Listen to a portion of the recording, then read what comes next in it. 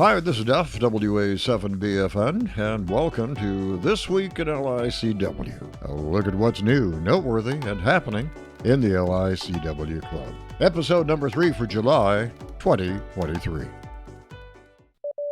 Well, today we're going to explore the wonderful world of QRQ. Well, look that one up in your funkin' waggle. Well, for the most of us, the holy grail of CW is to head copy at code speeds up to 25 to 30 words per minute. Since its invention in the 1830s, the goal was to send Morse at a high rate to handle more traffic.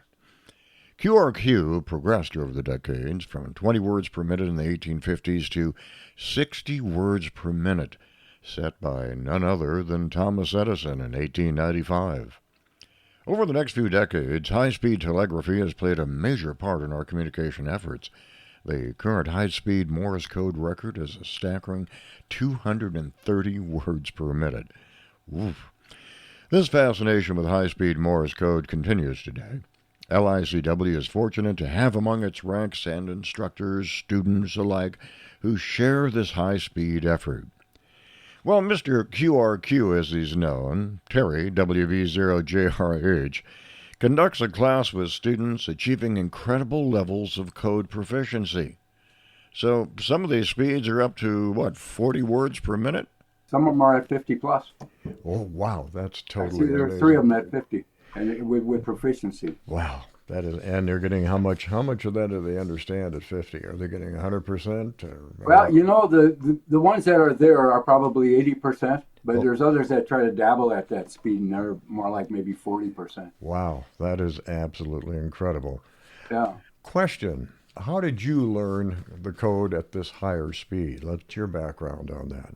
Well, the way that happened for me was quite a few years ago. From 1966 and through 1969, I was what was called a Russian high-speed Morse code intercept operator. So I lived in Germany at that time on the shore of the North Sea, and I did those kind of operations. I copied Russians' vessels, ship to ship, ship to shore, and that kind of thing for 3 years. So that pounded into my head 8 to 10 hours a day is how I kind of got to Morse code. So that's what I say. It's just practice, I would imagine, to get to that point. Was that probably what it is?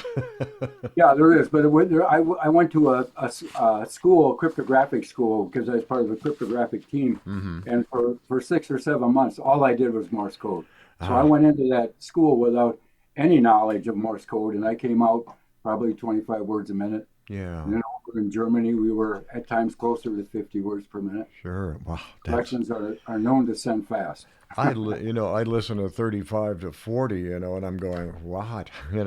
So how do you achieve, that kind of proficiency at higher speed code? How do you do that? Well, ICR is paramount for me in my classes. So every class I have, whether it be beginner to advanced, I teach instant character recognition. Every class session that we have, I kind of focus in on that because ICR is paramount to increasing the proficiency, and it's fundamental, I think, to all things CW, like sending, like receiving. Sure. Yeah. HeadCopy, all those things. You have to have a good instant character recognition. Without it, you're not going to improve. And if you stay at your same kind of where you're at right now without challenging yourself, that also becomes problematic because our brain is inherently lazy. So the brain is listening to what we're comfortable with. Let's say I'm comfortable sending 15 words per minute, but I like to increase it. So you need to, by increasing it, you need to challenge yourself. So I would go from 15 to 20 words per minute during a practice session, then go back and forth, 15 to 20, 15 to 20. Okay. And you'd be surprised how quick you move into 20. So over a period of time, that 20 becomes 50. So it takes a lot of time and that's amazing. Practice with it.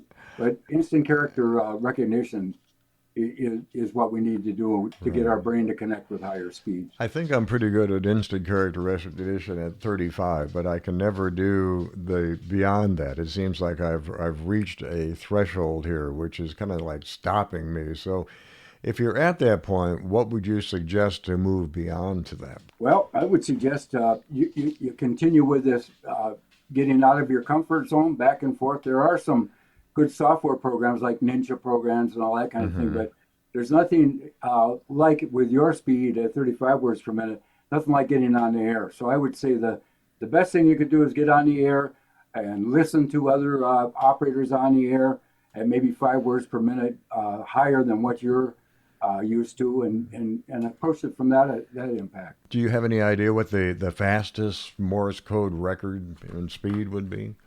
Well, I've heard a lot of things. I've been around this CW for a long time, and operators have told me that, well, I can copy and send 70 words a minute. Wow. So I'll ask them, anybody would like to hear that? I would love to hear it. I'd like to hear what it sounds like. But usually at that point you get to, well, I got arthritis, or, I might, I'm an old guy, I can't do this anymore. But it's rare to find somebody at those speeds. But I do understand that the world record is over 100 words a minute. I can't imagine it. But once you get up to 50 words per minute, operators tell me that it rather than dits and dials, it sounds like pulsating thing that they're listening to. It is. What are some of the challenges for somebody really wanting to expand and increase the speed? Well, the challenge is first our time restraints. We all have limited time. It takes time, takes practice. We teach in the classes generally spend an hour a day on CW, so I would continue doing that and doing different exercises, mainly to increase that instant character recognition, because once that's met, then you're off and running. They say a ditch you should be able to recognize in 4/10 of a second.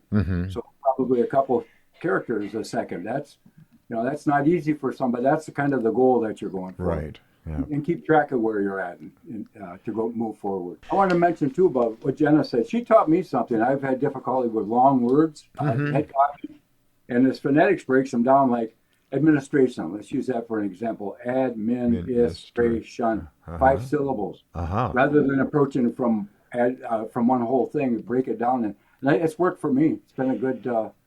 But that's coming at you pretty fast, though, isn't it? When you start saying it is, but you're also at that speed. You're hearing it pretty fast. So, that's true. So otherwise, it'll run by you. But if you can break it down, you may get the first and last syllable, which will give you the word. What do you think the average speed of the average CW operator would be today? What do you think? I think it's 28 words per minute. It might seem high, might seem low, but I always tell operators that are working towards 40 words per minute. That's a wonderful thing, because if you can be proficient at 40 words per minute, you're going to be a wonderful operator at 28 words per minute. Right. And they all come back and tell me, it's perfect at 28 words per minute. I can HeadCopy. I can sit back and send freely. It's a good QSO speed. Right. If you get much over that, Duff, you won't get anybody coming back to you. Field day, for example, last weekend. What a crazy time that was. There was stuff. Isn't that something? It was just, everybody was fast, slow. I mean, I think there were people in there running at 40, for all I could tell. I mean, just like this, and all right, what was that? And you're going. Right. So that was a lot of fun for me anyway. And I think I'm sitting at about 18 good HeadCopy and really struggling at 25. So that's where I am. And so my grail at the moment is to get perfect HeadCopy, or 100% at 28. That's what I tell all my students stuff to immerse yourself in CW. Just immerse yourself. Right. If that means picking up a magazine and thinking about the code as you read the thing, or if you're driving down the highway copying license plates and road signs, and I think it really comes quicker when you do that, when you immerse yourself in it. It doesn't have to be a difficult thing. So when's the class, and how would you start, and where do they start, and maybe you can give us a little information on the class. Well, the QRQ class is on Thursday nights at 8 o'clock Central Daylight Time in Zoom B, but unfortunately tonight is going to be the last one for the summer. Then we're taking a summer break until September. Okay. But usually, if somebody comes into our class at 25 words per minute, maybe 20 words per minute, that works. We can get them up to 40 in no time. Like Kurt Zolgerman always says, it's a lot easier to go from 30 to 40 words per minute than 20 to 30. Really? Wow, that's totally amazing. Because I had him explain that, and I thought it was really interesting. He said, well, we use our conscious mind up until somewhere between 20 and 30. And for me, it was about 27. Hmm. And that's when your unconscious mind takes over, and then you start becoming more proficient at word study. But that's why that kind of time frame is difficult. Sure. Yeah.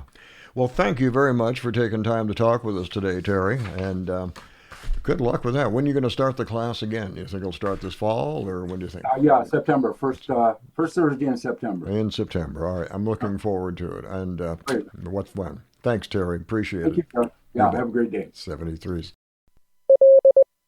Wow, isn't that amazing? Well, one of the more interesting stories of code achievement lies with a lady who went from 0 to 70 plus in a very, very short period of time.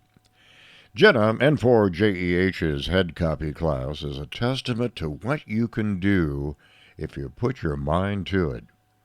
Anyway, Jenna, how did you get started in code? My father was getting into ham radio in January of 2022, and as he was studying, he would tell me a bunch of the stuff he was learning, and he wanted to learn Morse code, and he would tell me different things that he'd pick up, like, yeah, K is da da da, whatever, All right, and sure. just talk about that, and I was really impressed by that. And I was like, wow, Morse code, it's like kind of secret code or something that, yeah, something like that. And then I was just like, that might be something I want to get into because it just sounded cool. He actually played samples, and I listened to him when he's practicing and all that stuff. So that was exciting for me. So I just couldn't help myself but to, hey, that's cool. Let's get into this. I'm ready. Yeah, it's a good thing I was visually impaired because I didn't know that he was writing stuff down. Oh, I didn't sure, even know right. you were supposed Yeah, to. So what I really did was just start listening to it. Didn't write anything down. So it's just straight off head copy from there. And I think in the long run that made the process of getting to where I am more faster. So exactly. Well, you went from there, from 0 to, I guess, really pretty quick. I think the world record is, 200 and some odd words per minute? 230 words per minute sticks out. That seems to be the record. Where do you think you sit at this point? all right, so I probably sit max 70, 75, somewhere around there. Really? That's Yes. totally incredible. I hear, and it just kind of blurs fast, so fast. So how did you achieve that, receiving its 70 words per minute or thereabouts? Okay, it's quite a challenge, I must say, but it's all about, for me, it's all about challenging myself, pushing myself. Okay, yeah, I can do 30 words per minute, fine. If that's the only thing I can do right now, let's try 35, just like keep on going for it. And I actually have I guess you would call a QSO partner or a friend that Sure. also is into the same stuff.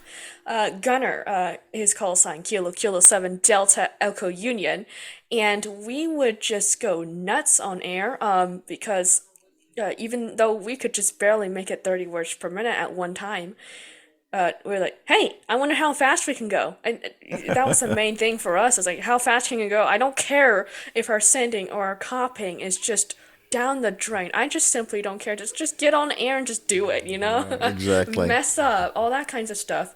And my exposure and my immersion to higher speeds that I didn't even know I could do. Oh, absolutely. It's just like, totally just- amazing. Well, you've gone from there to, there to there, and you're teaching in LICW within, a year's time? How long have you been teaching? Well, actually, I do believe I was teaching. It's been over a year, but Yeah, about a February. I year can and a never half. keep up with dates these days, but somewhere around there. So the question is, do you think your impairment basically helped you in that regard? Did it make some of the other senses a little more acute as far as listening to code?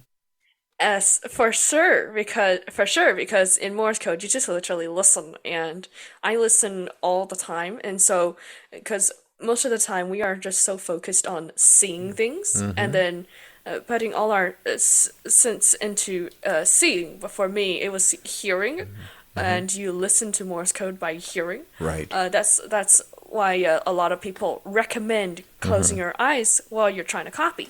So yeah, I think so. And plus, I can, like I said before, I just learning this stuff. I didn't even know people were writing stuff down, so I didn't even know you were supposed to do that until later in time. So. Right, exactly.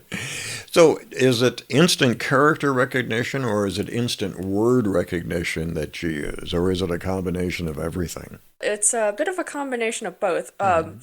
Some words you just hear so often, you don't even need to practice instant word recognition. Like for the word "the," for example, Sure. you hear that so much. Yep. I never did really like sit down 3 hours, listen to da da da da da like all day learning it. I learned it while I was actually copying it. So Exactly. it's also for instant character recognition, I seem to copy Morse code a little bit differently from a lot of folks because here what I'm doing is using a head copy technique called phonic copy. So, Phonic copy. Okay. Yes. All right. How does that Yeah. work? okay, so basically what you do is as you're copying code, you are listening to it as if someone was talking to you. So as you're copying, you're kind of sounding it all in your head. So something like that.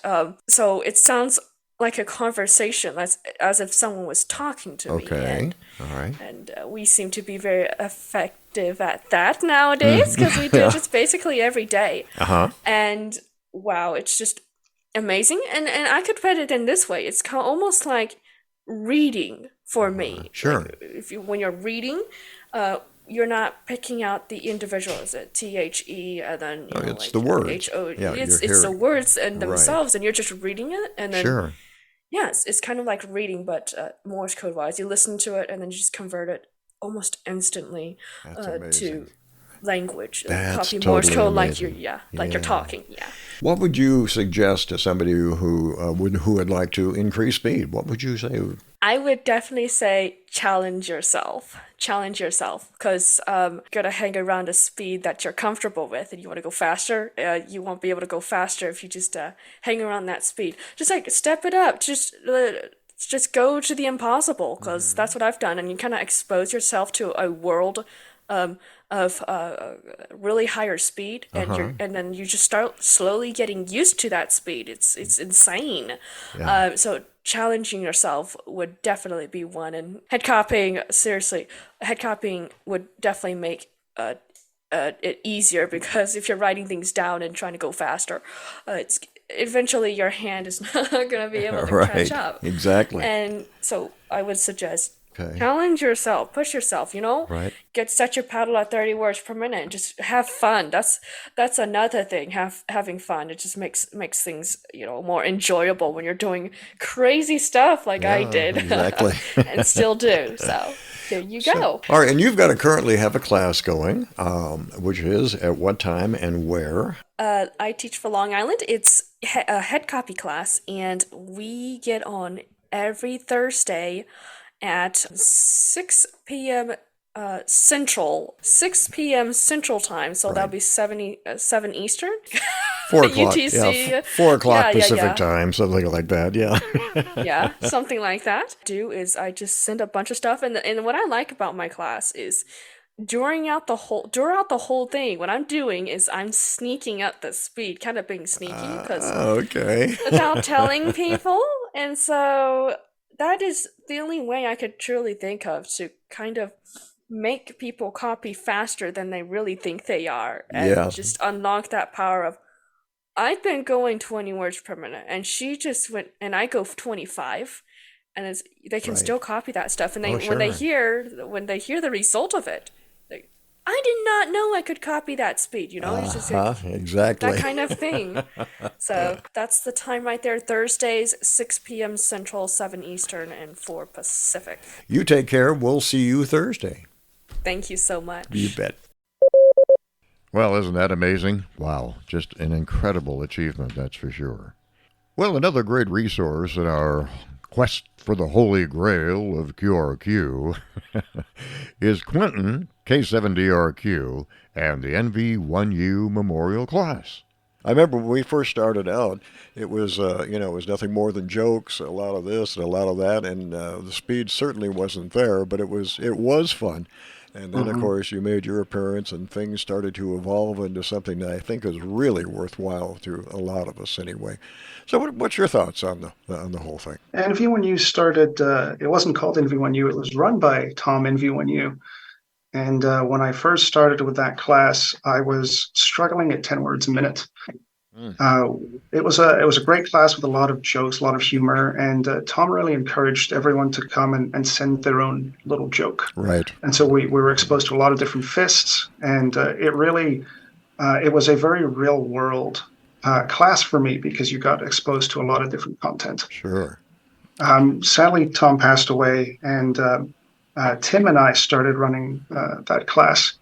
And for whatever reason, it evolved into a cohort of people who really stuck together and started developing a real hunger for improvement. And they Right. started getting faster, better, and really inquisitive when it comes to how do you understand how to teach or how to learn CW? What are the Right. mechanisms Right. going on in the brain?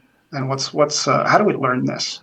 Analyzation, looking at it, and then, again, of course, doing it, trying to achieve that holy grail, if it were, of 25 to 30 head copy, with a good 90% copy, which I think you really have achieved at this point. We've been doing really well on that front. It's a class that somehow has a group of people who are not afraid to be uncomfortable and who really are happy to push themselves and fail. And the more you fail, the more you learn at the end of the day. I love that. You always said there's failure is always accepted. That's right. It's strongly encouraged, I'd say, in NV1U. We really push ourselves past standard bounds. We ask people to send to the point where they're sending breaks apart. We ask people to copy well past the point where they're copying breaks apart, and they're always surprised at how Right. much further they get than they think they could. Fascinating. And let's see, the classes are Monday through Friday. When? Monday through Friday, 2 p.m. Eastern in Zoom A, and Zoom it's in. run currently by 4 different instructors, and they all have their own wonderful things to bring. They sure do. Thank you, Quentin. Appreciate that. Thanks a lot, Duff. Well, Field Day has come and gone for another year, by golly. And a lot of us had a lot of fun out there, kind of contacting and out in the fields, some at home, some here, some there. But certainly a lot of fun. And our club basically was no exception. Asked Quentin how his day went. How'd your field day go? Yeah, we had a lot of fun this year. There are 3 local clubs that come together every year for Field Day. Right.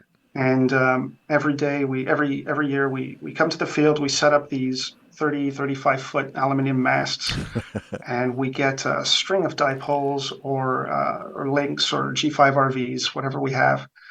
And for us, the real priority is bringing people in. We have a strong educational program. We have a lot of great food. This year we set up a 2 alpha station with a GOTA station that was busy a lot of the time. Oh, We had a wow. 5-year-old make her first contact. Whoa, really? And the guy on the other side was so excited to hear her voice. He says, "Hey, what's your name?" And she was so thrilled. She shrieked into the microphone so loud that he was not able to copy the the high frequencies coming his way. Oh, what fun. That's a lot of fun.